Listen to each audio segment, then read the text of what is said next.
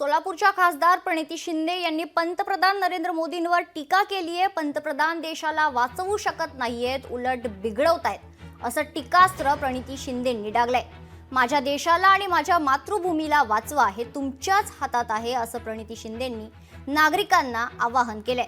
तसंच लाडकी बहीण योजना बंद होणार असल्याचा दावा देखील प्रणिती शिंदे यांनी केलाय।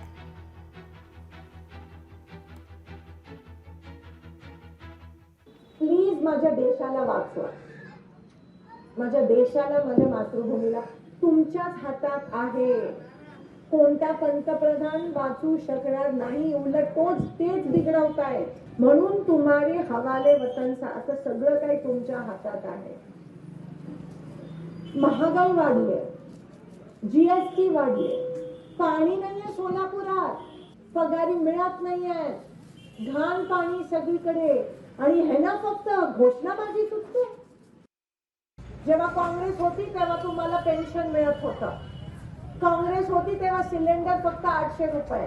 आता संजय गांधी निराधार पण बंद झालं, फक्त लाडकी बहीण ते पण बंद होणार। त्या लाडकी बहिणीमुळे तुम्ही मतदान केलं ते ना, आता ती लाडकी बहीण पण सावत्र बहीण झाली। लोकशाही मराठी ऐका, पहा, जागरूक रहा।